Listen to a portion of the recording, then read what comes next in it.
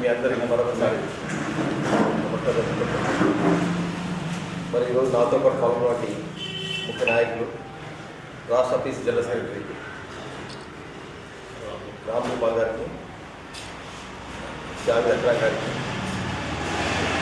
సంతోష్ గారికి, నరేందర్ గారికి, విపుల్ గారికి, వేదరాజ్ గారికి, మా డైరెక్టర్ అయినటువంటి మార్కెట్ డైరెక్టర్ ఈసా గారికి, ఇజాజ్ నగర కాంగ్రెస్ అధ్యక్షుడు, నగర మైనార్టీ కాంగ్రెస్ అధ్యక్షుడు ఇజాజ్ గారికి, మరి నిన్ననే నిజామాబాద్ జిల్లాలో మొత్తం 545 గ్రామ పంచాయతీలు ఉన్నాయి.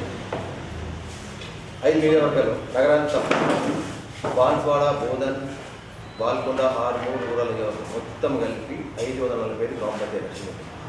దాంట్లో భాగంగా నిన్ననే మొదటి విడతల 184 బాన్స్వాడ, బోధన్ నియోజకవర్గానికి 2 కలిపి 6 మండలాలు, బోధన్ 5 మండలాలు కలిపి 184 గ్రామ పంచాయతీలకు. దాంట్లో భాగంగా మాకు 29 ఏకగ్రహం రావడం జరిగింది. మిగతా కోలు నిన్న జరిగిన ఎన్నికలలో 155లో మొత్తం టోటల్గా మాకు సుమారు 140 స్థానాలు మాకు కైవసం చేస్తున్నాం. మరి ఏదైతే 140 స్థానాలు గెలిపించిన ఆ గ్రామంలో ఉన్న ప్రతి ఓటర్లందరికీ మా యొక్క ధన్యవాదాలు తెలుపుతున్నాం సభాముఖంగా. మరి అదేవిధంగా మా గెలిచిన అభ్యర్థులందరికీ కాంగ్రెస్ పార్టీ సపోర్ట్ ఉన్న పార్టీ గుర్తు కాలేదు. మా యొక్క సానుభూతి పనులు మా పార్టీ వర్కర్స్ నిలబడరు కాబట్టి సర్పంచులలో వారికి కూడా శుభాకాంక్షలు తెలుపున గెలిచినందుకు. మరి ఏదైతే గ్రామ ప్రజలు ఈ సర్పంచ్ మొట్టమొదటి విడతలో ఎన్నికలు ఇంత పెద్ద గెలిపించినందుకు సుమారు మాకు 83% రిజల్ట్ ఇచ్చారు. 184లో సుమారు 83% మాకు రిజల్ట్ ఇచ్చడం జరిగింది.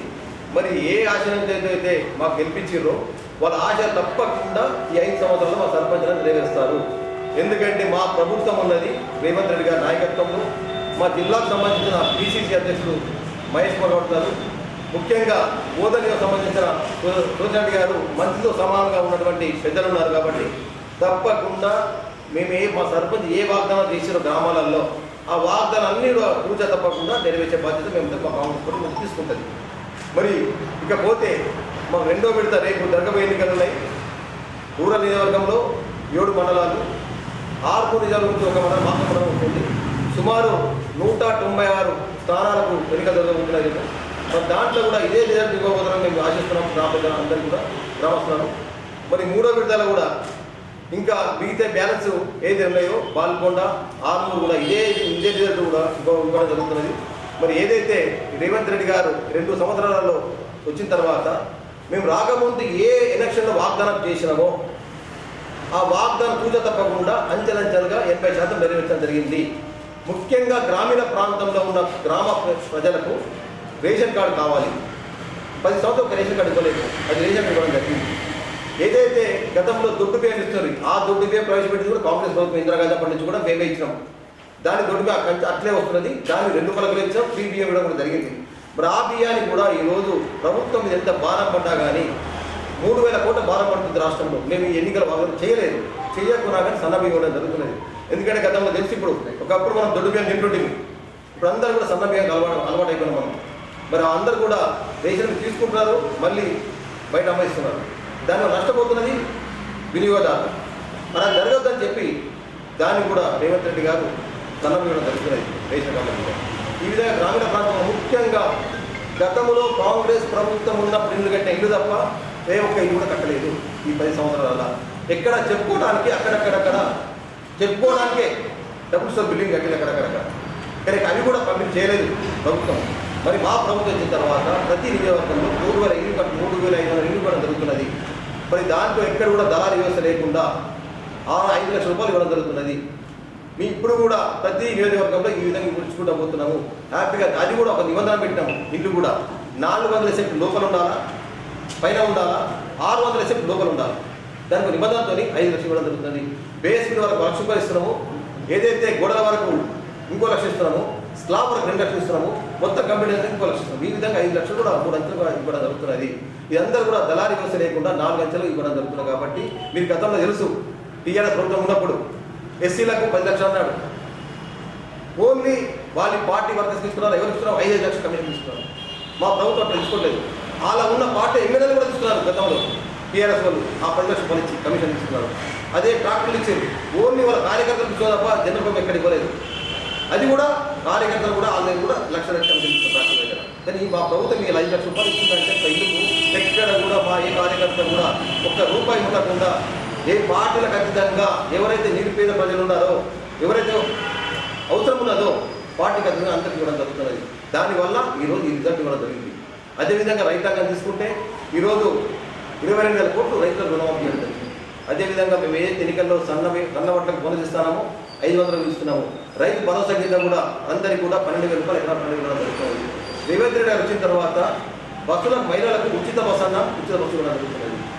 ఏదైతే గ్రామీణ ప్రాంతాల్లో తెల్ల రేషన్ కార్డు ఉన్న వారికి కూడా గరీబ్ వాళ్ళందరికీ కూడా ఉచితంగా ఇవ్వడం జరుగుతుంది 200 యూనిట్ల వరకు. మరి సిలిండర్ ఇస్తున్నాము.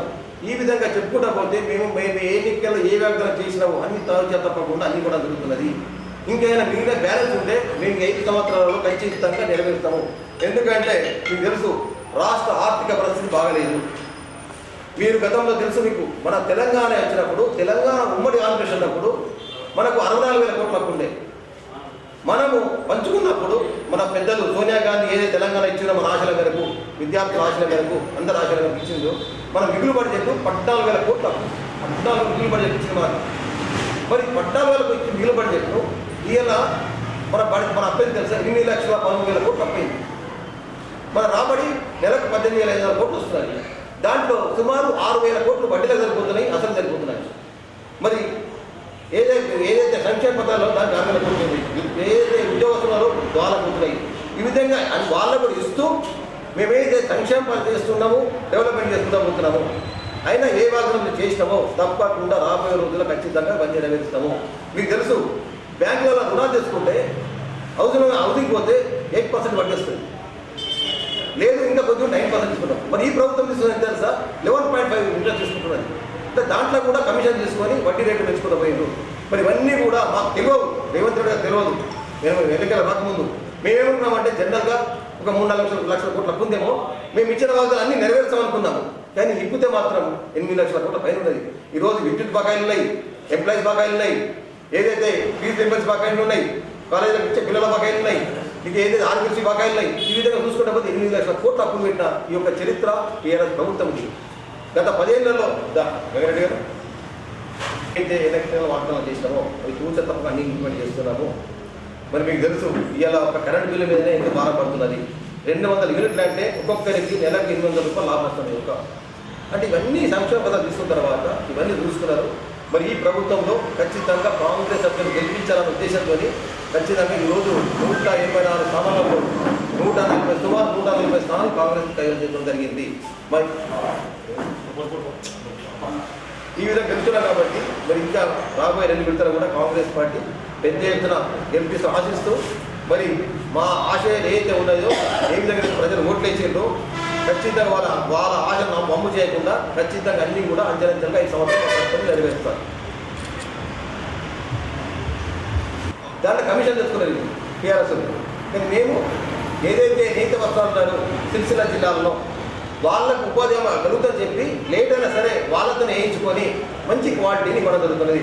ఏ గ్రామంలో అయితే మీకు చీర రాలేదో మా దృష్టి తీసుకురండి, తప్పకుండా ఇప్పించే బాధ్యత మాది ఉంటుంది ఎన్నికలు అయిపోయిన తర్వాత.